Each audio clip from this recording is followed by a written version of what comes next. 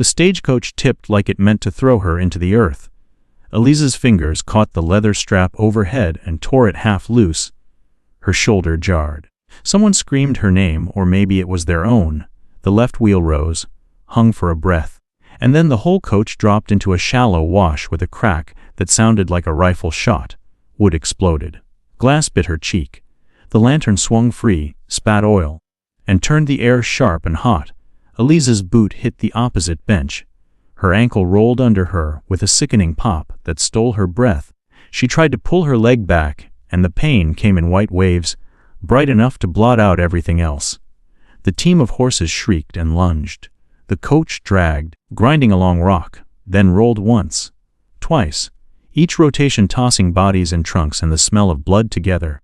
Her world became dust and splinters, and the hard edge of somebody's elbow, and then silence, except for the creak of settling wood and the thin, whistling wind. Elisa blinked grit from her lashes. The air tasted like copper. Her mouth filled with dust every time she drew breath. She lay twisted among broken boards. Her dress torn up the side and dark with something wet that wasn't all hers. "Driver," she croaked. Her voice came out small, eaten by the ravine. No answer. She pushed herself up on her elbows. Her wrist screamed. Her ankle screamed louder. The coach had folded in on itself like a snapped ribcage. One of the benches was upside down. A trunk lay cracked open, its contents spilled. Shirts, a brush, a scattered deck of cards. A man's boot stuck out from under a beam. The boot didn't move. Elisa's stomach tried to climb her throat. She crawled, dragging her bad leg behind her, nails scraping at grit. The sun pressed into the ravine like a hot coin. Already fierce though the morning, couldn't have been far gone. June, Nevada. It didn't wait for anyone to wake up. The shotgun guard lay on his side in the sand, hat gone, mouth open. His eyes stared through her. She touched his shoulder anyway, the way she'd been taught with sick children back home. The flesh was still warm, but there was no breath. She looked toward the driver's seat. The reins were tangled around splintered wood, twitching in the wind like dead snakes. The driver himself was nowhere in sight. She couldn't see him on the slope above, either. "Elisa," she whispered, just to hear something human. The name fell flat in the heat. She forced herself to move again. An elderly woman she'd been seated across from lay half against a broken wheel. A deep cut at her hairline. For a moment, the woman's chest rose and fell, shallow as a bird's. Elisa grabbed her hand, shocked at the warmth, and the woman's mouth opened as if to speak. No sound came. The old hand slackened. Elisa held on too long anyway. When she finally let go, her palm was smeared dark. She had never seen death before this morning, not like this. Back in Boston, death happened behind closed doors and curtains. Here it lay in the open, already claimed by flies. A shadow crossed the ravine. Elisa jerked her head up, heart punching her ribs. It was only a buzzard, slow and patient, circling as if it had received an invitation. She swallowed hard and forced herself to look away. She needed water, shade, a way out. Her ankle throbbed with every pulse. It had already begun to swell, the skin tight under her stocking. She tried to stand and nearly blacked out. The ground pitched. Her fingers dug into sand until she could breathe again. She crawled to where her reticule had landed. The clasp had popped open. Hardtack biscuits lay cracked and dusty. She brushed them with shaking hands, not caring how much sand stayed, and stuffed them back in. Her canteen, small, tin-dented, had miraculously survived. She shook it and felt the slosh, not much, enough to taste life. She took one careful swallow, forcing herself to stop before the second. The water was warm and metallic, but it wet her tongue and steadied her mind. Above, on the lip of the wash, a length of rope trailed down from the wreck like a lifeline cut loose. Her eyes followed it back to the coach frame, to the broken axle and the wheel assembly twisted at an unnatural angle. Elisa crawled closer, more from instinct than sense. The axle had snapped clean, too clean. She reached out with 2 fingers and touched the broken end of the iron. It wasn't jagged like torn metal should be. It looked filed. The surface held faint, straight marks, parallel as calm teeth. Her fingertip came away black with grease, and something gritty, like sand mixed into it. A chill ran up her spine that had nothing to do with the wind. She didn't know anything about wheels or axles. She knew books and children and ink. But she knew what a clean cut looked like.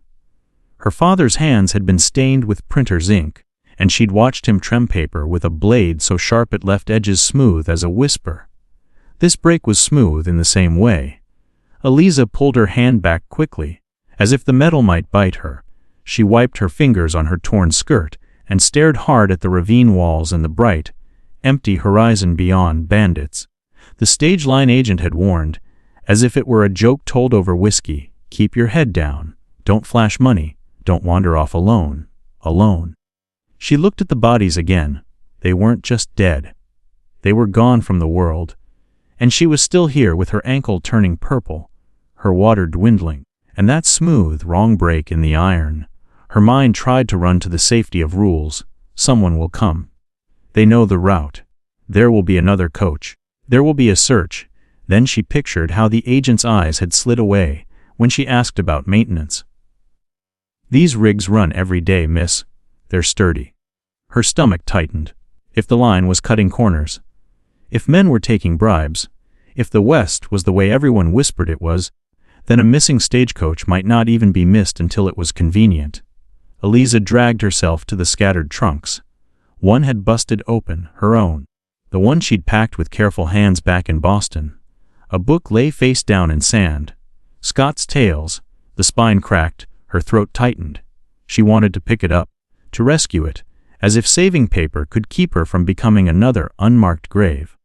Instead, she pulled herself to the trunk's inner corner and dug until her fingers found the small cloth pouch she'd hidden beneath her underthings. Inside, a folded letter, its edges worn soft from being opened too often, and a small silver watch that had belonged to her father.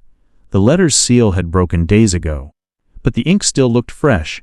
Virginia City School Board, a formal hand, a promise of wages and a room, and a place at the front of a classroom with chalk dust on her sleeves.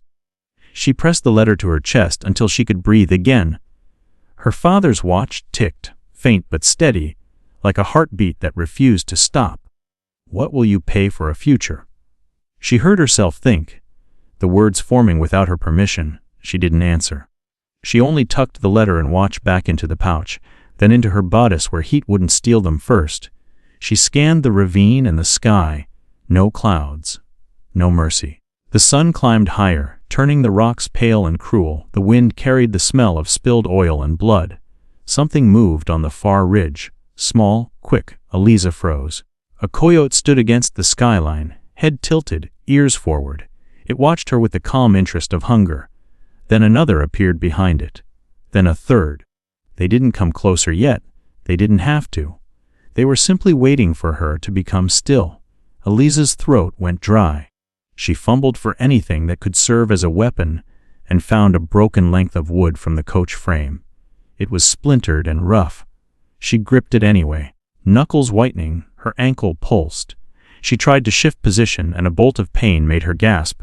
The coyote's heads lifted, alert to the sound. She forced herself to be quiet. She forced her breathing to slow. She couldn't outfight them. She couldn't outrun anything. The watch in her bodice ticked on. She stared at the lip of the wash where the coach had come down, at the track it had carved, at the scattered marks in the sand. Hoofprints from the team, frantic and torn, boot prints from passengers, broken off suddenly where bodies had fallen, and something else, higher up along the rim, horse tracks fresh. Not from the stage team. Single rider. Her heart stumbled. Had someone come and gone already? Had they seen the wreck and decided it wasn't worth stopping? Eliza licked cracked lips and set her jaw. She twisted, ignoring the pain, and dragged herself toward a patch of shade under a boulder, no bigger than a dinner table. It was something. Shade meant she might last longer. It meant she might still be alive when the next set of hooves came. Each pull scraped skin from her palms, dust ground into her knees. She didn't stop. When she reached the shade, she lay back and let the darkness at the edge of her vision retreat. She raised her handkerchief, already stained with her blood, and tied it to the broken wood like a flag, a signal, a plea, a dare. She lifted the canteen again, measured another swallow, and forced herself to stop before her body could beg for more. The thought of the water running out made panic rise. hot and vicious. She clamped down on it. If I live, I won't be the same woman. The line sat in her mind like a nail driven deep, not a prayer, not comfort, a promise with teeth, a sound carried on the wind. Distant, rhythmic, not the flutter of birds, not the pad of coyotes' hooves. Eliza pushed herself upright, pain flaring, and held the makeshift flag higher. The hoofbeats grew louder, steady, unhurried. Whoever was coming wasn't running. That meant confidence or caution or both. A lone rider crested the ridge, silhouetted against the bright sky, hat brim low, shoulders broad, a rifle secured across the saddle. The horse moved sure-footed, ears flicking, as if it had seen wrecks before. The rider reined in a short distance from the ravine and sat there, looking down at the splintered stagecoach, and the bodies, and the woman in torn blue clinging to a stick, like it was the last thing keeping her upright. Eliza's mouth opened, but no sound came out at first. Her throat had turned to sand. The rider didn't move closer yet. He simply watched, measuring, the way men did when they had to decide whether trouble was worth the cost. Eliza forced air into her lungs and made her voice work. "Please," she called, and hated how small it sounded in all that open land. "I'm alive." For a beat, the rider stayed still. Then he shifted in the saddle, hand resting near the holster, and leaned forward to call down into the wash. "Anyone alive down there?" he shouted. Eliza's grip tightened until her fingers hurt. Not rescue or death, she thought. Sometimes it was both. And the rider began to dismount. The rider slid from the saddle without haste, boots touching ground as if the earth were familiar to him. He looped the reins over a low scrub branch and let the horse stand, calm as a church pew. Only then did he step closer to the edge of the wash. "Anyone alive down there?" He called again, voice carrying easy, unforced. "I am," Eliza said. The relief in her own words startled her. "I'm here." He nodded once, more to himself than to her, and started down the slope. He moved sideways, testing each foothold before committing his weight. One hand braced on his thigh. The rifle stayed on his back. The revolver stayed in its holster. He didn't draw anything. That fact settled something in Eliza's chest she hadn't known was clenched, up close. He looked older than she'd thought from the ridge, not old, exactly, but worn in a way that came from weather and time, not sickness. His face was lined and brown, eyes pale and watchful beneath the brim of his hat. Dust had worked its way into the seams of his coat and the cuffs of his trousers. Everything about him suggested use. He took in the wreck in a slow sweep. Bodies, broken wood, the spilled lantern oil darkening the sand. His jaw tightened, but his face didn't change much beyond that. When he reached her, he crouched without comment and met her eyes. "I'm Caleb Boone," he said. "You hurt?" "Yes," Eliza said. She gestured weakly at her ankle. "There." He didn't touch her right away. He followed her gaze, studied the swelling, the angle of her foot. "Any other pain?" "My wrist," she said, "and my shoulder. But the ankle." "Easy," he said, not unkindly. "One thing at a time." He pressed 2 fingers along her shin, firm but careful, watching her face more than her leg. When he reached the ankle and she gasped, he eased back at once. "No bone through," he said. "That's good." She let out a breath she'd been holding since the wreck. "Is it broken?" "Hard to say. Sprained bad, at least." He glanced up toward the rim of the wash and the open land beyond. "You walk at all?" She tried to shift, to show him. Pain flared hot and blinding. She shook her head, teeth clenched. "No," she said. "I tried." "All right," he said. He stood and looked around again, as if taking inventory of the world. "Anyone else?" She swallowed. "No." Caleb moved then, checking the bodies with a brisk efficiency that spoke of practice. He closed eyes. He straightened limbs where he could. He said nothing. When he was done, he came back and squatted beside her again. "I'm sorry," he said. The words landed heavier than any speech could have. Eliza nodded once. He picked up her canteen where it lay near her hand. "You got water?" "Yes, not much." He unscrewed the cap, sniffed, took a careful sip, then handed it back without draining it. "Good you didn't drink it all. It'll matter." He looked at the handkerchief tied to the broken wood, then at the smooth iron of the snapped axle. His gaze lingered there a fraction longer than it had anywhere else. His mouth thinned. Eliza saw it and felt that earlier chill return. "It doesn't look right," she said quietly. "No," Caleb said. He didn't ask her to explain. He didn't explain himself. He straightened and turned his back on the axle, as if whatever it meant would have to wait. He crouched again and reached for her wrist this time, testing movement. "Hurts when you move your fingers." "Yes," she said. "But I can move them." "That's good," he said again. He looked at her torn dress, or cheek. "What's your name?" "Eliza Hartwell." "Where you headed, Miss Hartwell?" "Virginia City," she said. Saying it out loud made it feel suddenly far away, like a place she'd read about instead of plan to reach. Caleb nodded. "Nearest telegraph's Lovelock. About 20 miles north, give or take, stage line runs through there." Her heart sank and lifted at the same time. 20 miles was a word, not a distance. It was too big to hold and too small to save her by itself. "Can you get help?" she asked. "Ride ahead and send someone back." He considered it, gaze shifting to the horizon. The sun had climbed higher, bleaching the color from the land. Heat shimmered in thin waves. "I could," he said. "But you'd be here alone for a long while." Eliza followed his eyes and thought of the coyotes, the way they'd waited. She hugged her arms around herself without realizing it. "I don't like leaving folks alone in places like this," he went on. "And this stretch has had trouble." "What kind of trouble?" she asked. He hesitated. It was brief, but she caught it. "Men who see a wreck as an opportunity," he said finally. "Not all of them bother to check if anyone's still breathing." Her stomach tightened. The smooth axle flashed in her mind again. Caleb took off his coat and draped it over her shoulders before she could protest. The fabric was stiff with sweat and sun, smelled of leather and dust. It was warm. The gesture was simple and decisive. "We should tend to the dead," he said, "before it gets hotter." She nodded. Though the thought made her throat close, he showed her how to help without moving much. How to pass him markers made from broken wood, how to steady herself while he worked. They laid stones where they could, shallow and imperfect, but better than nothing. Eliza said a prayer under her breath that she'd learned as a child and never thought she'd use this far from home. When it was done, Caleb washed his hands with a careful pour from his own canteen, then offered her another swallow from hers. He watched until she drank, then screwed the cap back on. "Where you from?" he asked, as if asking about weather. "Boston," she said. The word felt like it belonged to another person. He grunted softly. "That's a long way." "Yes. Why come out here?" She thought of the letter in her bodice, the watch ticking. "Work," she said. And because staying wasn't an option, he didn't ask her to explain. Instead, he said, "I work a ranch south of Lovelock, Diamond B. I was checking fence line when I saw the dust." She pictured him alone out there, riding miles of empty land just to make sure wires stayed upright.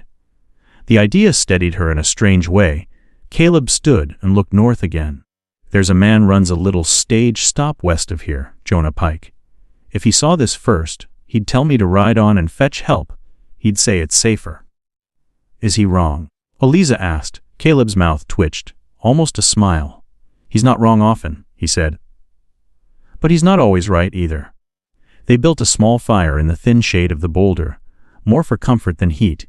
Caleb made coffee that tasted like burnt dirt and salvation.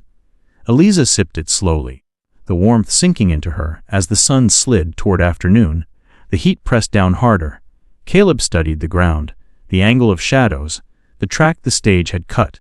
He paced a short distance, came back, paced again. "You're thinking?" Eliza said, "Yes." She waited. Patience had been taught into her by classrooms full of children. He said, "Drag you behind the horse." Her eyes went to his horse. Steady, strong, but not made for hauling weight over rock. "Would it work?" "Maybe," he said. "And maybe it breaks a leg," she nodded. "That wouldn't help either of us."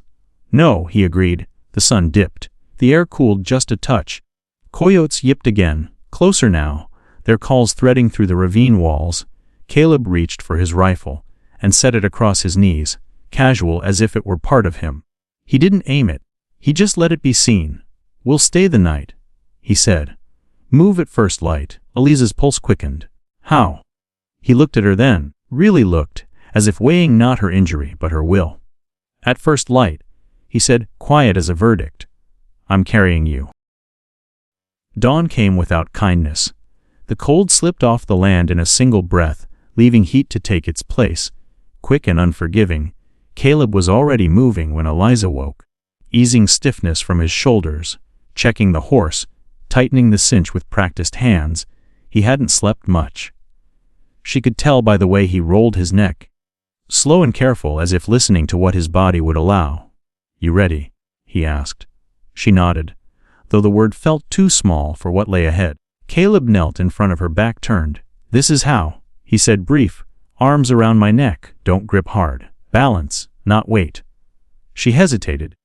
The closeness felt suddenly intimate in a way the night hadn't.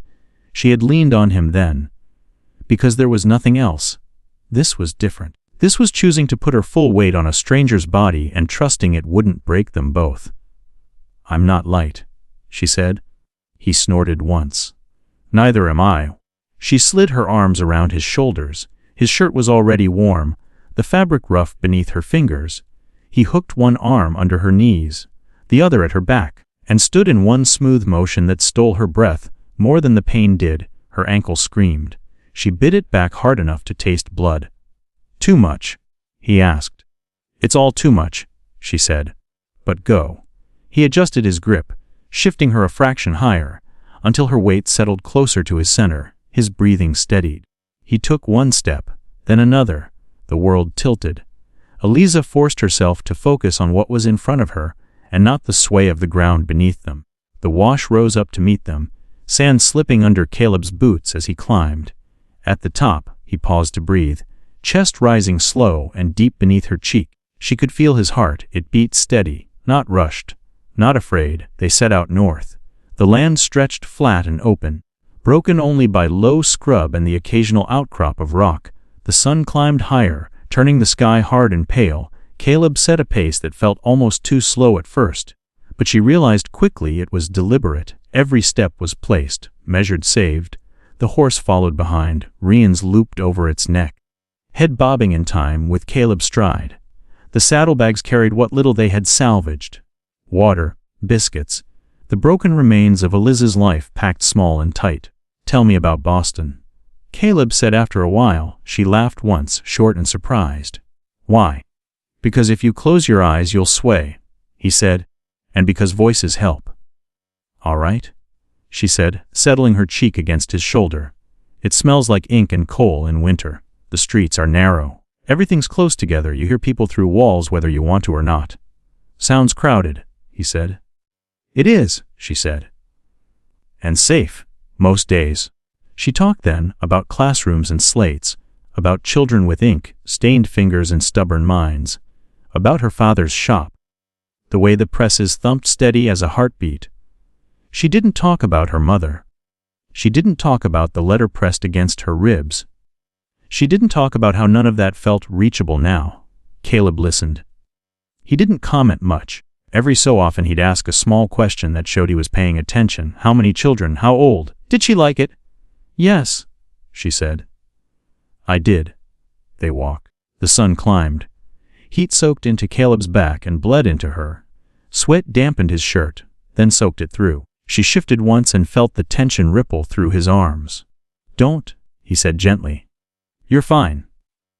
She watched the ground pass beneath them, counting steps without realizing it. When she stopped counting, she knew she was tired.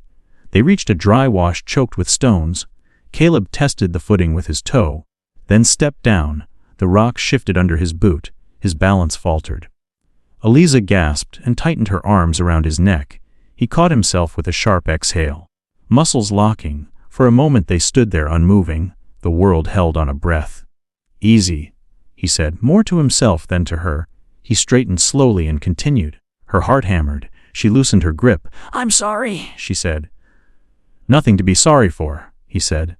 "Just trust me." "I do," she said, surprised to find it was true. They stopped in the thin shade of a boulder. When the sun stood straight overhead, Caleb lowered her carefully, easing her down until she sat with her back against stone. He knelt and unscrewed the canteen. "One swallow," he said. She took it, then tried to hand it back. "You first." "I had the last one," she said. "And you'll have the next," he said. "Don't argue me on this." She drank. Feeling the water slide down her throat like a promise, Caleb took his own swallow, smaller than hers, and capped the canteen. He wiped his face with his sleeve and leaned back against the rock, legs stretched out. His chest rose and fell heavier now. "You all right?" she asked. "Yes," he said.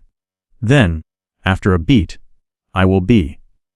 She watched him from the corner of her eye. His jaw was tight. His hands, resting on his thighs, were trembling just a little. "You don't have to," she began. He cut her off without looking at her. "If you say it, I'll ignore it." She closed her mouth. They moved again when the shadow shifted. The afternoon dragged. The land offered no mercy. Caleb's pace slowed by degrees. She felt more than saw. "Why stay?" she asked softly, when the silence grew heavy. "Last night, you could have ridden for help." He thought about it longer than she expected. "Because I've seen what happens when people don't," he said finally. "That's not an answer. It's the only one I have."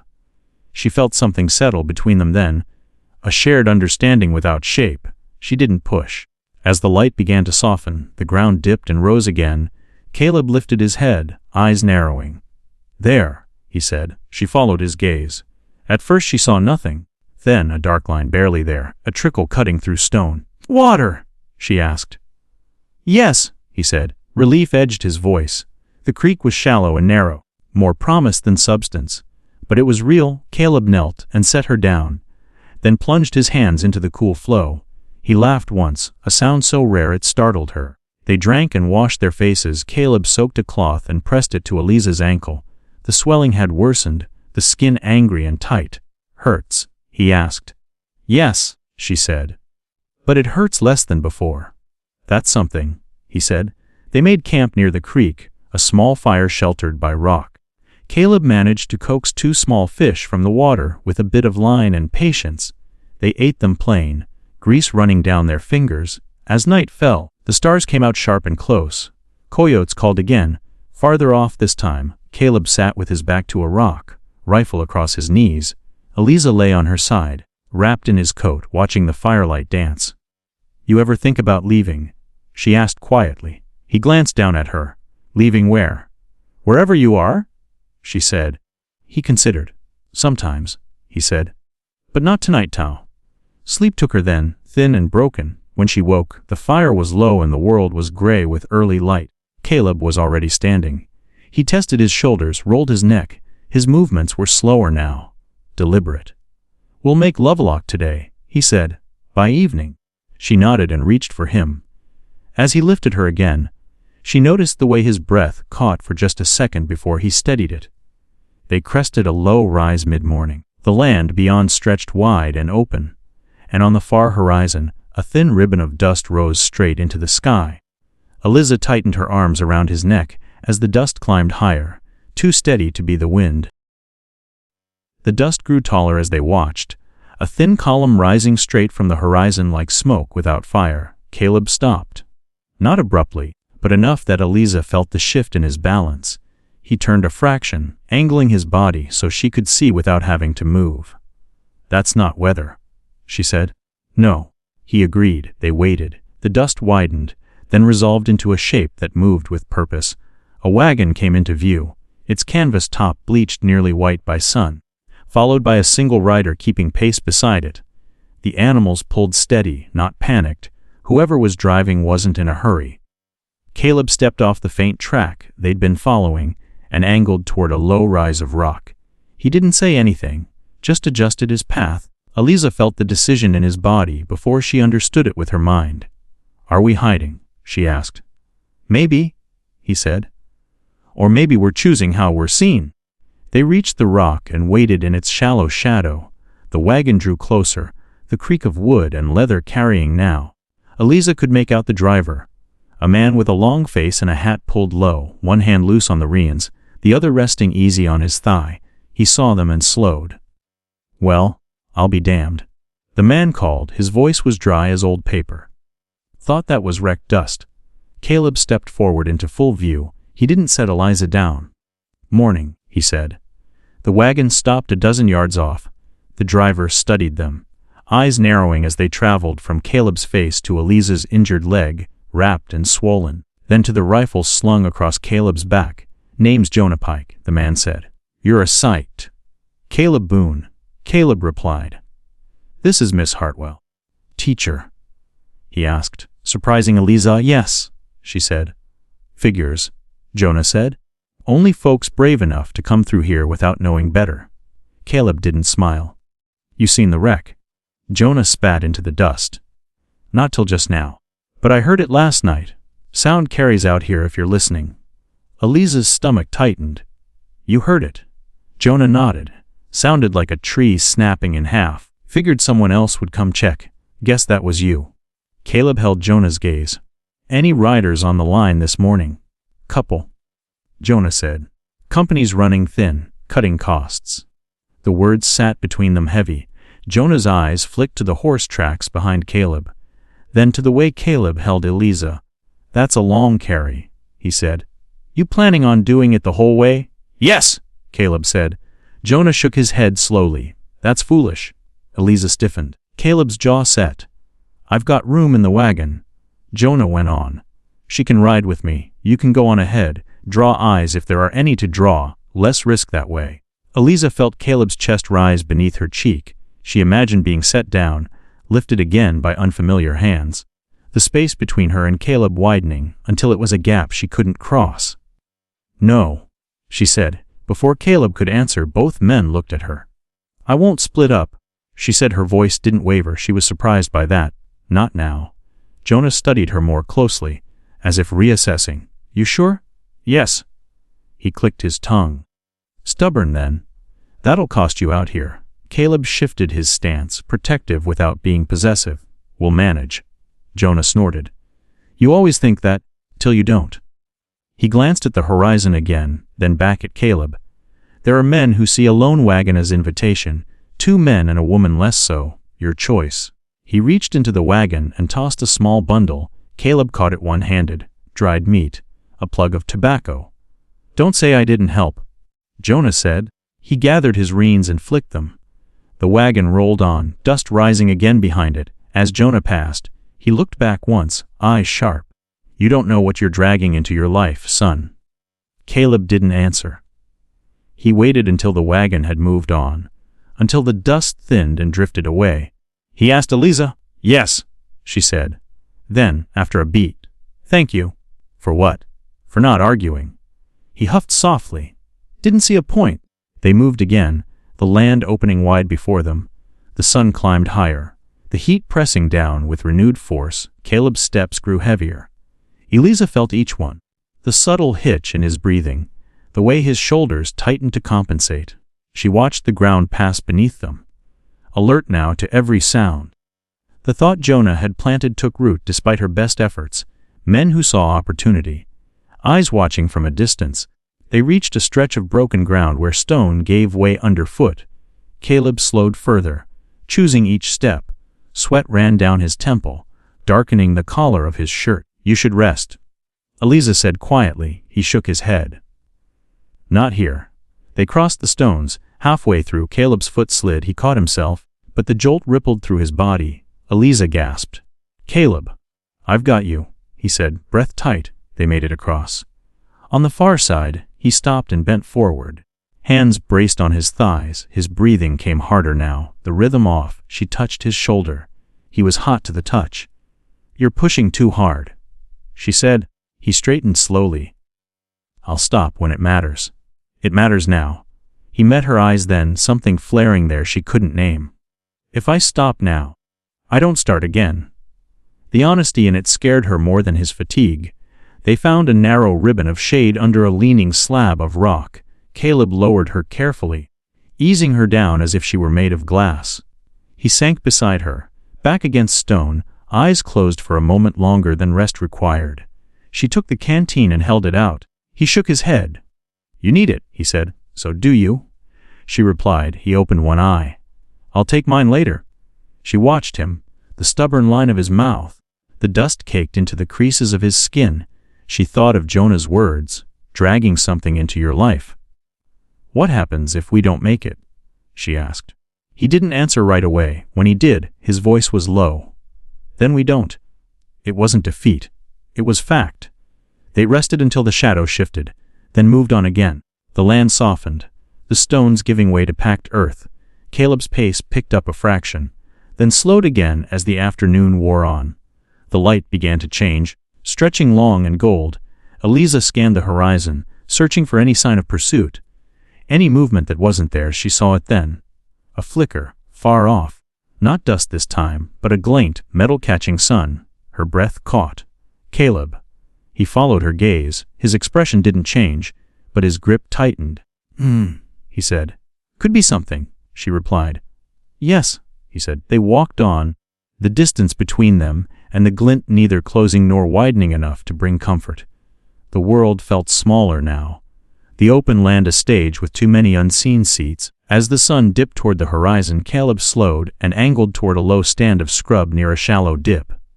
"We camp soon," he said. Eliza nodded, her gaze still flicking back toward where the light had been.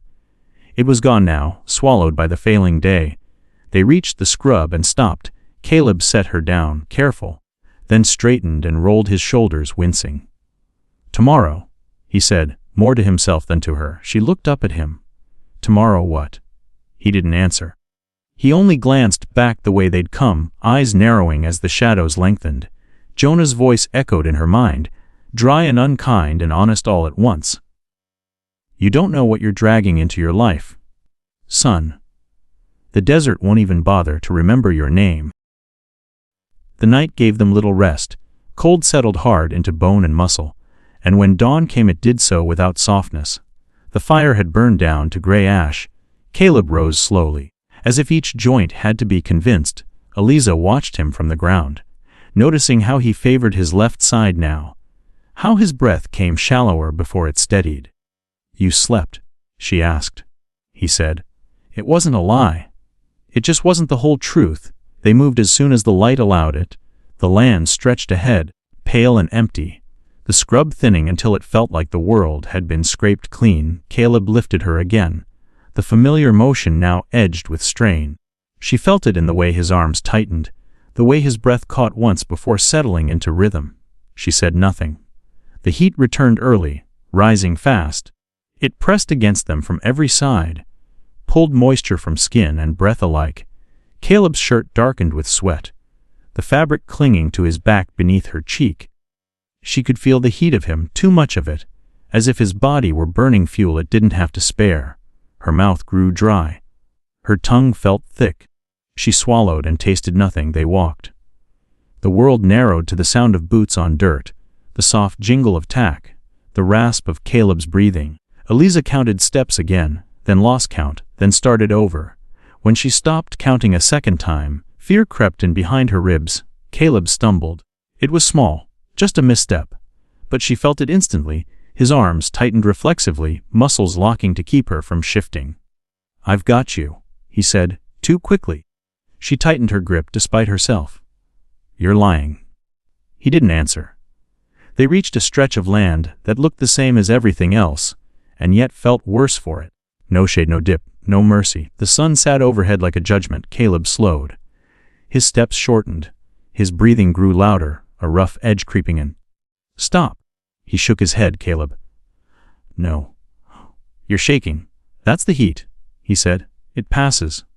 She knew better. She had seen men push past what their bodies could give. She had seen the price of it in faces gone slack, in children left without fathers. "You can put me down," she said. "Rest. I can wait." He stopped walking then, but he didn't set her down. He stood there, shoulders rising and falling, jaw clenched hard enough that the muscles jumped. "If I stop," he said, voice low, "I don't start again." The words landed between them like a stone. She searched his face, saw the truth of it there, not bravado, not pride, calculation. "Then we'll both die," she said. He met her eyes. "Maybe?" The honesty cut deeper than any reassurance could have. Anger flared in her chest, hot and sharp. "You don't get to decide that alone," she said. His grip tightened, just a fraction. "I'm not." "You are," she said. "You're choosing for me." He looked away toward the empty horizon.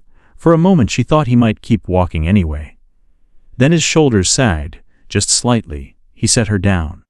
The relief was immediate and terrifying.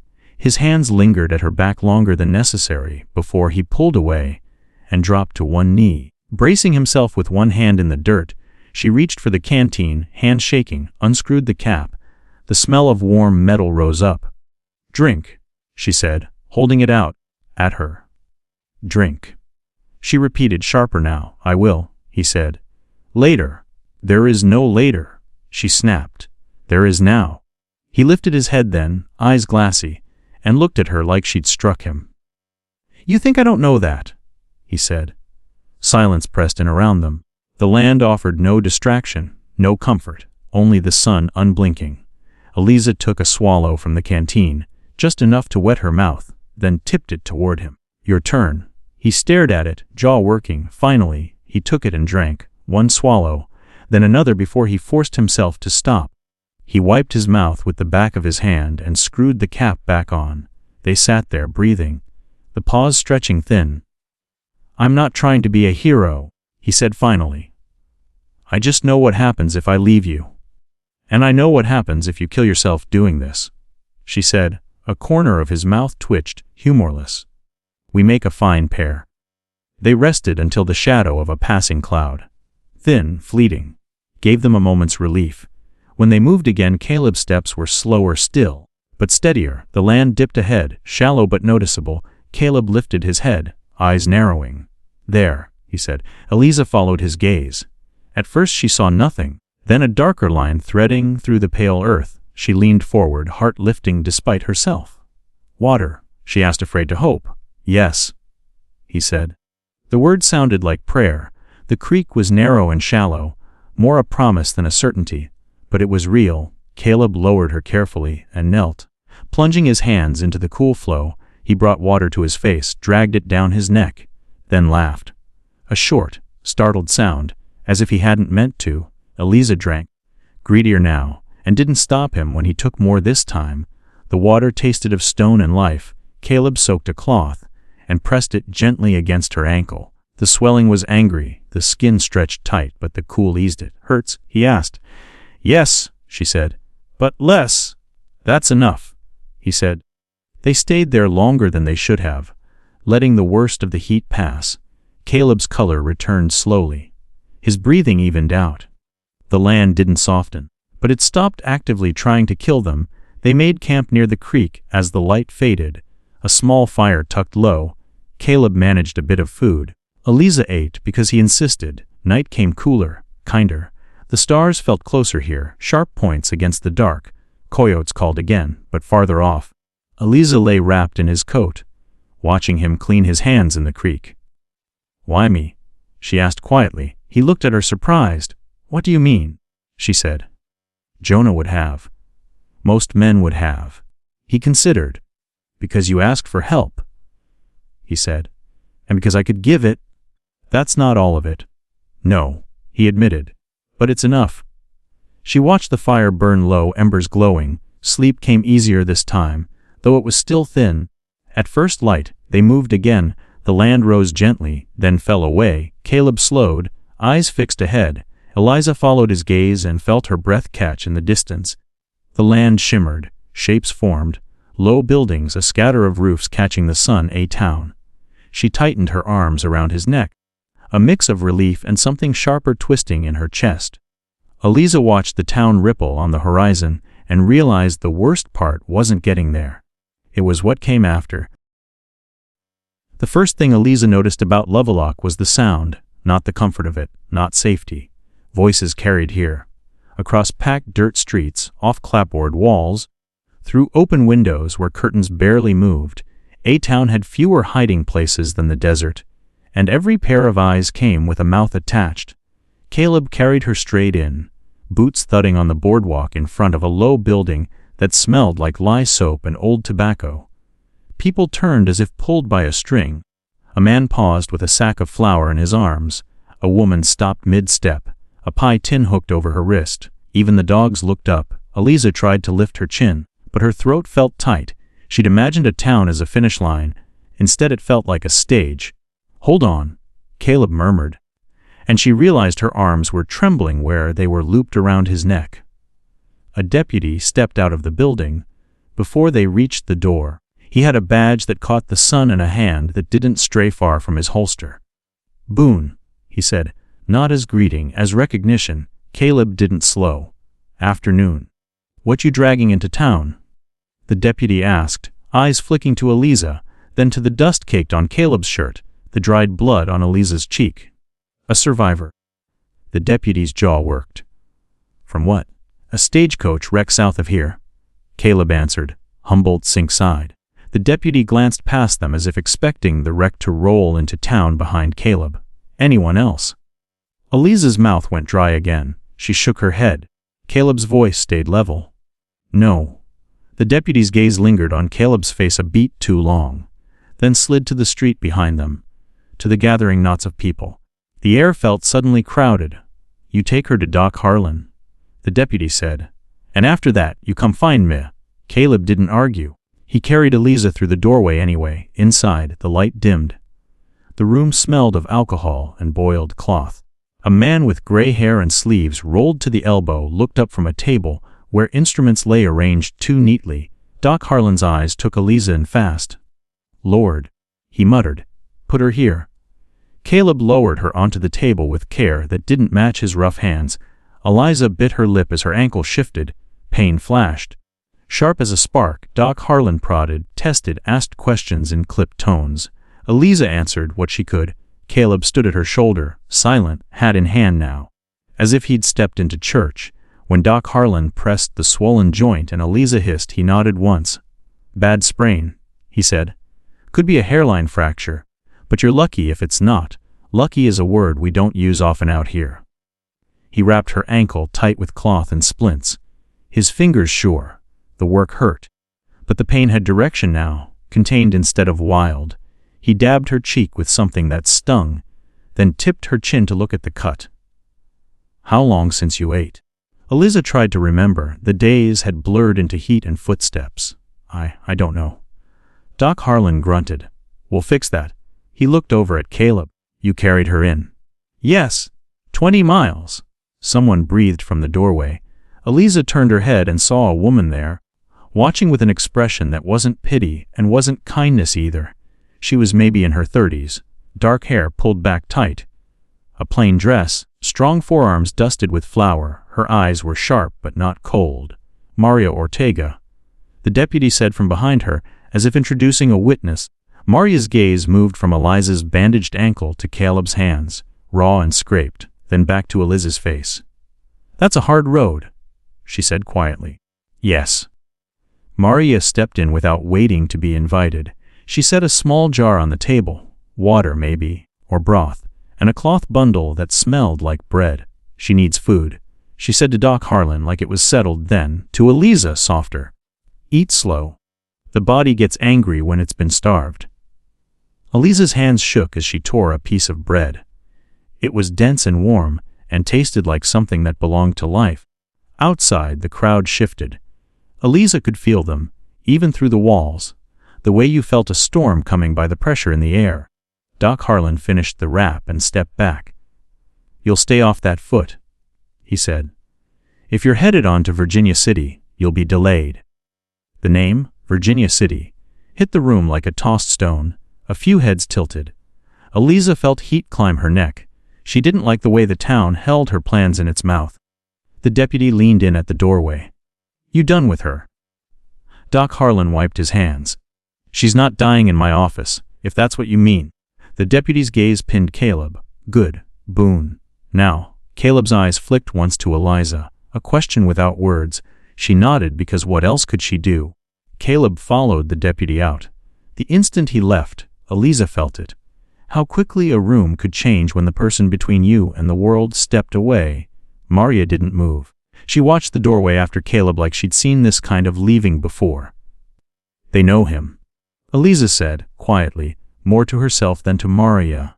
Maria's mouth tightened. "In small towns, everyone knows everyone," she replied. "But that doesn't mean they know the truth." Eliza's fingers paused on the bread. "What do you mean?" Maria's eyes slid to Eliza's bandaged ankle. then to her torn dress, then back to her face. "I mean," she said, choosing her words, "a story comes into town before the people do." Eliza felt a chill that had nothing to do with the shade, a story. Of a teacher stranded, of a man carrying her, of why he was with her at all. Outside, someone laughed. Sharp, not friendly. Maria moved to the window and lifted the curtain a fraction. Eliza saw what she meant. People on the boardwalk weren't just waiting. They were watching like this was something they might own by looking at it long enough. A man in a vest leaned close to another, speaking into his ear. A woman stared openly, eyes traveling Eliza's body with the same appraisal she might give a horse at market. A boy pointed and got cuffed by his mother, but not hard enough to stop him. Eliza's throat tightened. She could still taste desert dust, but this felt worse. Being measured, Maria let the curtain fall. She said, "But the town decides what you are." Eliza swallowed. "And what does it decide?" Maria's gaze softened only slightly. "That depends on who speaks first." Doc Harlan cleared his throat, uncomfortable. "Maria runs the Ortega boarding house," he said, as if offering a solution. "She'll put you up, safer than a room above the saloon." Maria didn't contradict him. "I have a bed," she said. "Clean sheets." Eliza felt the pull of it. Rest, darkness, a door that closed, but even that came with a price. A bed meant being somewhere people could find you. "Thank you," Eliza managed. Maria nodded once. 8. "Then I'll help you wash. You don't want them smelling the road on you. It gives them permission." Eliza blinked. "Permission?" Maria's expression didn't change. "To decide you belong to the road," she said. "And anything on the road is up for grabs." Eliza's fingers tightened around the bread until it crumbled. The deputy returned alone a short time later. He stepped into the room and glanced at Eliza like she was part of the evidence. His eyes landed on the bandage, then on the cut at her cheek. "What's your full name?" he asked. "Eliza Hartwell." "Where from?" "Boston." He made a small sound, neither impressed nor sympathetic. "And you were on that coach headed to Virginia City?" "Yes." He hesitated, then asked, "Did you see anything strange before it went over?" Eliza's mind flashed to the smooth iron brake, the calm, like lines. Her fingertips tingled as if she'd touched it again. She heard Maria's words in her head. "A story comes first." Eliza began, then stopped. She didn't know who this man was to Caleb. She didn't know what the town wanted from the truth. "It happened fast," she said carefully. The deputy studied her a moment, then nodded like he'd expected that answer. "All right?" He turned to Doc Harlan. "Where's Boone?" Doc Harlan lifted a hand helplessly. "Not here." The deputy's mouth tightened. "He'll find me." He left again. Maria watched him go. When the door shut, she exhaled through her nose like someone trying not to curse in front of a priest. Eliza's voice came out small. "Is Caleb in trouble?" Maria didn't answer right away. She took the jar she'd brought, poured a little water into a cup, and pressed it into Eliza's hands. "Drink," she said. Eliza drank. The water was cooler than anything she'd tasted in days. Maria sat on the edge of a chair, leaning forward. "Men come through here with names they don't want spoken," she said quietly.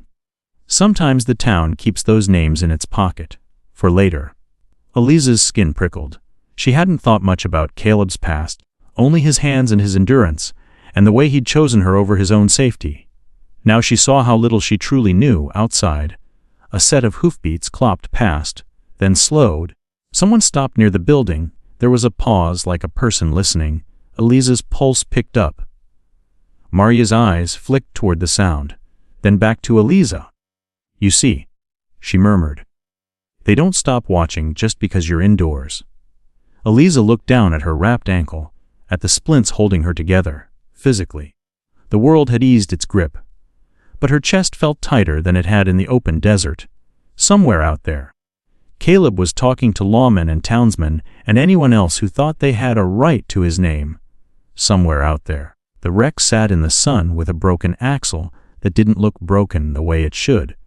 Eliza pressed her palm against her bodice, feeling the hard shape of her father's watch. It ticked, steady and indifferent.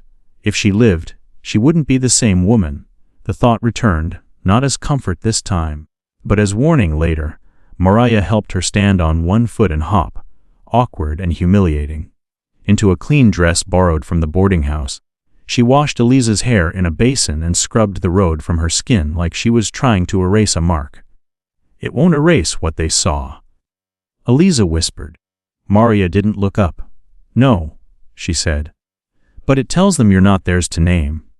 They made their way toward the Ortega boarding house as the sun sank. The street lights were oil lamps, weak and flickering. Faces turned as they passed, conversations paused, then restarted softer.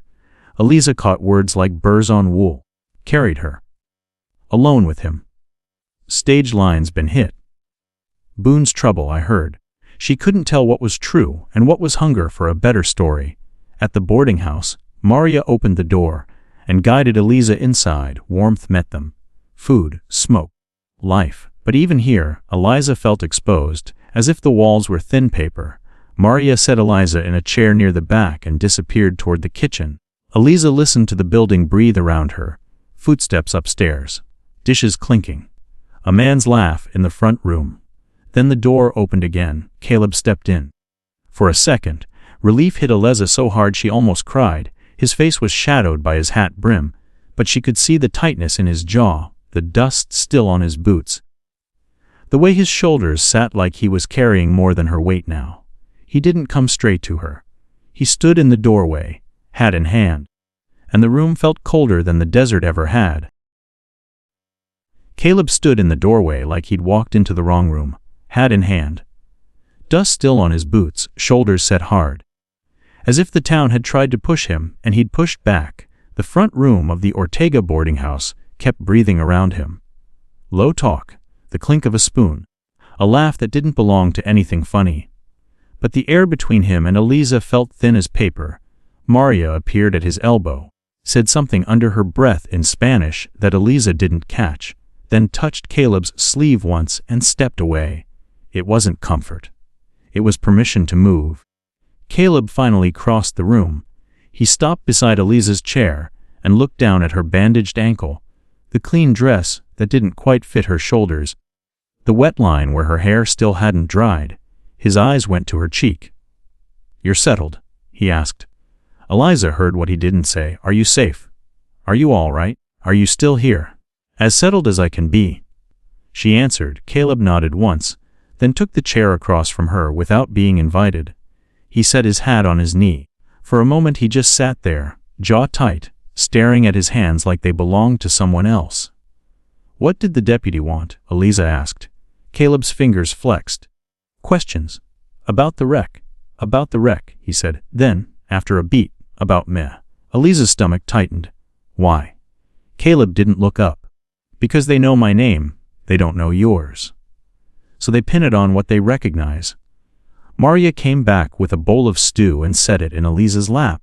The smell of beef and onion made Eliza's throat ache with hunger. Mariah didn't smile. She just leaned close enough to be heard. "Ate," Mariah said softly. "People talk louder when you don't." Eliza took a spoonful. Heat spread in her chest, but it didn't loosen the knot. Caleb kept his eyes on the table. "They asked where I was 2 years ago," he said. Mariah's hand paused at her hip. Eliza's spoon stopped halfway to her mouth. "You don't have to tell me," Eliza said. Though she wasn't sure she meant it, Caleb lifted his gaze to hers. It wasn't a confession look, it was a warning look. "I'm telling you because you're in this now," he said. "You walked into town on my back. There's no undoing that." The way he said it, factual, made Eliza's cheeks burn, not with shame at him, with anger at the town. "I didn't ask to be wrecked," she said. "No," Caleb replied. "But folks here don't separate what happened from what they want it to mean." From the front room, a man's voice rose just enough to carry. "That Boone. Heard he's got trouble following him like a stray dog." Eliza's fingers tightened around the spoon until the metal bit her skin. Caleb didn't move, but something in his eyes shuddered. Mariah turned her head toward the voice, slow and deliberate, like a woman measuring whether a knife needed to be visible. The voice dropped again. Mariah looked back at Eliza. "Finish," she said. Eliza ate, because stopping felt like surrender. She forced herself to swallow past the tightness in her throat. Each bite tasted good and wrong at the same time. When the bowl was empty, Maria took it away and didn't leave. She pulled a chair a few feet off, close enough to listen, far enough to pretend she wasn't. Caleb leaned forward, elbows on his knees. "The deputy wants me around tomorrow," he said. "He says the stage line's sending a man company rep. They'll talk about compensation. They'll talk about blame." Eliza pictured the smooth metal of the snapped axle, the calm-like marks. Her fingers tingled again. "Did you tell them what you saw?" she asked quietly. Caleb's eyes flicked up. "I didn't see it." "You did." Eliza swallowed. "The axle didn't look right." Caleb's gaze held hers for a long moment. "That's what I told him," he said carefully. "That it didn't look like bad luck." Maria made a small sound, not quite surprise, not quite approval. "And?" Eliza asked. Caleb's mouth tightened. "And he looked at me like I'd just volunteered to carry a dead man's debt." Eliza's chest went cold. "So they think." "They don't know what they think," Caleb cut in. "They know what story they prefer." Outside, a horse clopped past and slowed. A pause. The faint squeak of saddle leather. Eliza's skin prickled. She was inside a building and still felt watched. Maria leaned forward. "He's not wrong," she said softly to Eliza. "When you stay somewhere, you don't just live there, you get lived on." Eliza looked at her. "Why do you stay then?" Maria didn't answer right away. Her eyes went briefly distant, as if seeing something through the wall. "Because leaving has its own price," she said. "And because I learned the town will choose a name for you anyway. Sometimes you choose the one you can survive." The words hit Eliza harder than the heat had in the desert. Caleb stood. "I'm going," he said. Eliza's heart jumped. "Where?" "Telegraph office," he said. "I need to send word to the Diamond B. Let them know I'm delayed, not changed, not staying." Not anything he could be held to. Eliza nodded, though her throat tightened again. "Will you come back?" Caleb's gaze softened just a fraction. "Yes." He turned to go, then stopped, hand on the doorframe. "Miss Hartwell," he said, using the title like a shield. "Don't go walking alone, not in this town, not tonight." The warning wasn't about bandits, it was about people. Eliza watched him leave anyway. For a long time after the door shut, she sat listening to the boarding house sounds, laughs, murmurs, a plate set down too hard. Each one reminded her she was surrounded by strangers who now believed they had a right to her story. Maria stood and came closer. "You want the truth?" she asked. Eliza's mouth went dry. "Yes." Maria lowered her voice. "They'll decide you're either a saint or a whore," she said. "And they'll decide it fast, so they can stop thinking about it. There's not much room in a small town for in between." Eliza stared at her. The bluntness felt like a slap. It also felt like honesty. "And Caleb," Eliza whispered. Marja's eyes narrowed. "Caleb already has a file in their minds," she said. "Some of it fair, some of it not. But it's there. Men don't get a clean start twice." Eliza's fingers curled in her lap. "What did he do?" Maria shook her head once. "I don't know. And if I did, I wouldn't speak it in a room with windows." That was worse than an answer. A knock sounded at the door. Maria's head snapped up. Her hand went to the edge of the table like she might grab something if she had to. The knock came again. Harder. Maria crossed the room and opened it just enough to see. Her shoulders relaxed by degrees. "Jonah Pike," she said, not welcoming, not surprised either. Jonah stepped inside, dust on his coat, eyes sharp as ever. He didn't take off his hat. He looked around as if counting exits, then fixed his gaze on Eliza. "Well?" he said, voice dry. "You made it." Eliza straightened in her chair. "Yes." Jonah's eyes flicked to her bandage. "Doc wrapped that." Eliza nodded. Jonah's gaze shifted to Maria. "You keeping her?" Maria's mouth tightened. "I'm housing her. I'm not claiming her." Jonah huffed once, like that distinction didn't matter here. He stepped closer to Eliza and lowered his voice, but not enough to hide what he was doing. "You're thinking about staying," he said. Eliza felt her face heat. "I'm thinking about walking," she replied, then immediately regretted the weakness of it. Jonah's eyes didn't blink. "No, you're thinking about him, and the town's thinking about you two together. That's how it goes. Eliza's pulse climbed. Why do you care? Jonah's mouth pulled into something that wasn't a smile. Because I've seen good people get chewed up, he said. And I've seen the law turn into a man's hobby when it suits him.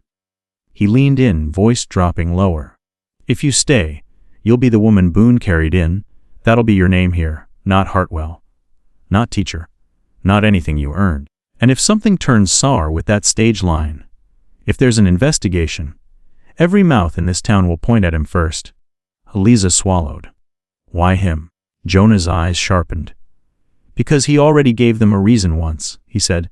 The words landed like a stone in Eliza's gut. She looked past Jonah to Marya. But Marya's face was unreadable. Jonah continued, steady and precise. They'll ask why he was out there, why he found you, why he didn't ride for help. They'll call it gallant in daylight and suspicious at night, and you. He nodded at her bandage. You'll be the proof folks use to make whatever story they want. Eliza's hands shook. She pressed them against her skirt to hide it. So I should leave, she said. Though she didn't mean it as a decision, Jonah's gaze held hers. Leaving is clean, he said. Staying is not. Staying means you'll be watched every time you step outside. It means every kindness comes with a tally. It means you'll learn which doors close when you're coming. Marya spoke from behind him, quiet but firm. He's telling you the price. Jonah nodded once, as if he'd won some small argument. Then he looked back to Eliza. You still want him? He asked. Fine. But don't pretend this is some rescue story out here. Nothing stays simple. Eliza's mouth felt numb. She thought of the desert, of the coyotes waiting. She thought of Caleb's arms trembling under her weight, and his refusal to leave her alone. Then she heard the door open again. Caleb stepped inside. Telegraph slip in his hand. He stopped when he saw Jonah. The room tightened. Jonah didn't flinch. Boone, he said. Just giving your teacher the part no one wants to hear. Caleb's jaw flexed. I didn't ask you to. Jonah shrugged. You didn't ask for that wreck either. Eliza watched Caleb's eyes flick to her, quick and searching, as if trying to measure what Jonah had done to her. The look wasn't anger. It was something closer to regret. I'm not staying because I think it's safe, Eliza said before she could stop herself. All three of them looked at her. She breathed in slowly. The air smelled of stew and lamplight, and other people's opinions. I don't know what I'm doing, she went on, voice quiet. But I know what you did. You didn't leave me. And now I can't pretend I'm untouched by that. Caleb's expression softened, then tightened again, like he didn't trust soft things. Jonah tipped his hat slightly. There, he said. At least she's honest. He turned to go, then paused at the door. One more thing, he said without looking back. Company man comes tomorrow. If that axle was cut, somebody's going to start asking who benefits. And Boone. He finally glanced over his shoulder. You're the easiest answer this town's got. Then he left. The silence he left behind felt heavier than the desert night had. Caleb moved to Eliza, slow. He didn't touch her right away. He just stood close enough that she could feel his heat. The steadiness of him outside. The street noises continued, indifferent. I sent word, Caleb said quietly. They'll send someone for my horse if I don't come back. Eliza nodded. And you? Caleb exhaled through his nose. I told them I'd be delayed, he said. Not why. Not for how long. Eliza looked up at him. Because you don't know. Because if I say it out loud, the town will repeat it. He replied. That was the truth of Lovelock. Words became rope here. They bound people. Eliza's throat tightened. Caleb, she whispered. I can leave. I can get on the next coach north, then east. I can go somewhere no one knows this happened. Caleb's eyes held hers, steady. And I can ride out tonight, he said. Disappear into the dark. Let them keep their stories without me in them. Hope flickered between them, real, fragile. Then Marya's voice came from behind, low. And the stories will still live here, she said. With your name in them, both of you. Caleb's hand finally moved. He rested it lightly on the back of Eliza's chair. Not on her, like he was giving her space to choose. Eliza stared at his hand. Wrought knuckles, cracked skin, dirt that wouldn't scrub out easily. A man who could carry her 20 miles and still be pulled under by a town's hunger. Her voice came out smaller than she wanted. "If I stay," she said, "it won't be because I think it ends well." Caleb's mouth tightened, not in anger. Something like understanding. Eliza wiped her eyes with the back of her hand and looked up at him. "If I say yes, are you ready to build a life, not just save one?" Eliza didn't answer Caleb right away. Not because she didn't feel the pull of yes in her chest, but because she could hear the town outside breathing. Boots on boards, a door closing, someone laughing too loud. Lovelock didn't sleep so much as it listened. Caleb waited like a man who'd learned not to rush things that mattered. Maria stood a few steps back, arms folded, watching Eliza's face the way a cook watches water right before it boils. Eliza finally said, quietly, "I don't know how to do this here." Caleb's mouth tightened, not in disappointment. "Neither do I," he said. "But I know how to work. I know how to stand in a place and not run." Eliza's throat went dry. "Standing here means being watched." "I know," he said. Outside the murmur rose and fell, as if the building itself were surrounded by a tide. Eliza looked down at her bandaged ankle, the clean dress that still didn't feel like hers. The faint tremor in her hands she couldn't control. She thought of Virginia City, chalkboards, a room assigned to her by strangers who didn't know her face, a life that would have been hard but private here. She already belonged to a story she hadn't chosen. She lifted her eyes. "If I stay," she said, "it's not because it's safe." Caleb nodded once, like he'd been waiting for that exact shape of truth. "Then don't say it like a promise," he replied. "Say it like a choice you can live with." Eliza let out a breath that felt like it came from somewhere deep. "All right," she whispered. "I'll try." The next morning proved how little trying mattered to men who wanted answers. The stage company's representative arrived before noon, polished boots and a coat too clean for Nevada dust. He wore a watch chain that flashed in the sun, and smiled like his teeth were a tool. He brought papers and a ledger, and a way of looking at people like they were line items. He spoke to the deputy, to Doc Harlan, to anyone who'd been close enough to see Eliza carried in. When he came into Maria's boarding house, he didn't ask to sit. He simply did, setting his hat on the table like he owned the room. "Miss Hartwell," he said, voice smooth, "a terrible mishap, the company will be." Eliza cut him off, surprising herself. "My trunks were lost," she said. "My letter, my books." He blinked, then smiled wider. "We'll make a note." Caleb stood behind Eliza's chair, hands resting on the backrest, not touching her, but close enough that the rep noticed. "And you," the man said, turning his smile toward Caleb. "Mr. Boone. You found her?" "Yes." "Where exactly?" Caleb's eyes stayed flat. "At the wreck." "And you were out there alone?" Caleb didn't answer fast enough to satisfy the rep, but he answered anyway. "I was checking fence line." The deputy watched from the doorway, face unreadable. Jonah Pike wasn't there. But Eliza could feel his warning sitting in the room like a fourth man. The rep leaned forward, lowering his voice as if they were sharing something private. "A clean break on an axle isn't common," he said. "Not on our line." Eliza's stomach tightened. Caleb's jaw flexed once. "No," he said. The rep's eyes flicked to Eliza, then back. "Accidents happen," he continued. "But some men have enemies. Some men carry histories that follow them into unfortunate circumstances." Caleb didn't move, but Eliza felt the muscle in his hands tighten against the chair. Marja's voice came from the kitchen doorway, quiet and sharp. "You came to pay her, or to accuse him." The rep's smile didn't waver. "Just gathering facts." Eliza heard the word facts and thought of the calm, like lines in the iron. The way the break had looked too neat. She thought of not saying it out loud when the deputy asked her. She thought of the way a town could repeat a thing until it wasn't truth anymore. Just wait. The rep left that afternoon with his papers still clean, and the air felt dirtier for having held him. The deputy followed Caleb outside. Eliza watched through the window as they spoke. She couldn't hear the words, only see Caleb's stance, steady, not submissive, and the deputy's hand hovering near his belt like habit. When Caleb came back in, he didn't sit. He walked straight to Eliza and said low. He's going to push this. Because he wants someone to blame?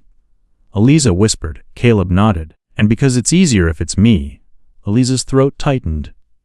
Then leaving would be cleaner, Caleb said. For you. The word landed between them like a door half shut. Eliza looked up at him. I don't want clean, she said softly. I want true. Caleb's eyes held hers a beat too long. Then he looked away like the feeling was a thing he didn't know what to do with. There was no grand wedding announcement. No church full of smiling faces.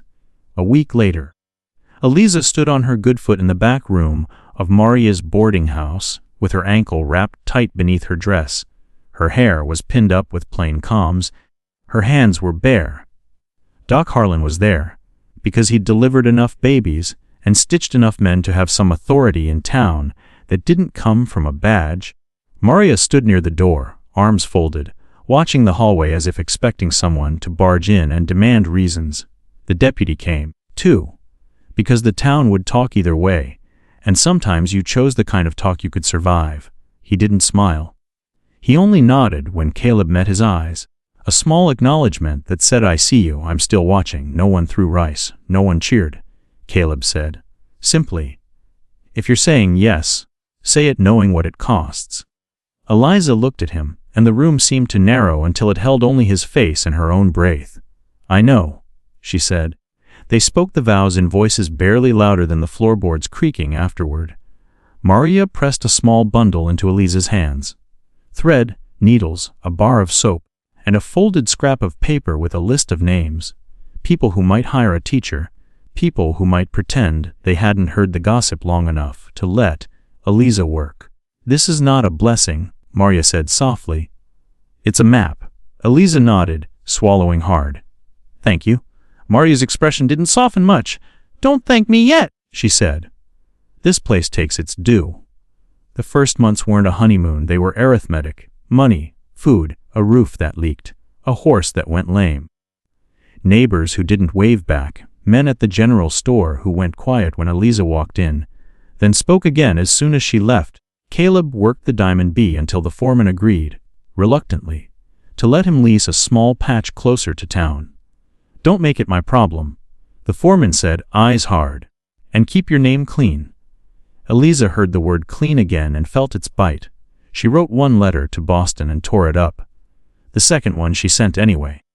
Hand shaking so badly the ink blotted, she didn't know if it would reach anyone. She didn't know if she wanted it to. What she did know was that children still needed a place to learn, even in towns that preferred their ignorance.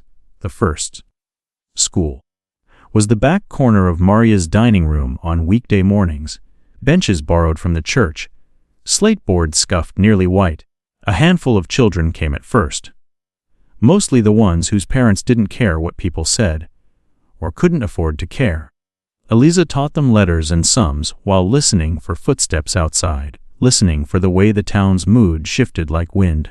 Sometimes, late at night, Caleb would sit at the small table and sharpen a pencil down to nothing, then stop and stare at the wall as if it held a story he couldn't tell. Eliza didn't ask. Not because she didn't want to know, but because she could feel how a question could become a lever. And Lovelock was full of hands looking for something to pry. Years didn't pass gently, they passed with work. A new roof replaced the old, a fence line finally held. The school moved from Maria's back room to a one-room building with a real door, and a bell that didn't ring right but rang anyway. Caleb's hand stayed scarred. Eliza's ankle ached in the cold and never quite forgot the desert. The stage line changed routes, men came and went, and still, sometimes, Eliza would catch the deputy's eyes on her when she stepped off a boardwalk, as if he was measuring whether she'd regret staying. On an evening that didn't look special from the outside, just another sunset turning the land copper. Eliza and Caleb rode out past town, following the old track south. No celebration. No audience. Just the two of them and the sound of hoofbeats over hard ground. They stopped where the wash cut through the earth, where the land still looked scraped and empty. Time had blurred the marks, but Eliza could still see it in her mind. Broken wood, flies, her hand on iron that didn't look right. Caleb dismounted and stood beside her. both of them facing the open land as if it might speak. "You ever wonder," he said quietly, "what you'd have been if that wheel hadn't snapped?" Eliza didn't answer right away. She watched the horizon shimmer, the same way it had the day Lovelock appeared like a mirage. "Finally," she said very softly, "sometimes." Caleb nodded once, like that was enough. Eliza rested her hand on his sleeve, feeling the familiar roughness beneath her fingers. "It wasn't 20 miles," Eliza said, leaning into him. "It was the rest of my life. And I'd walk it again,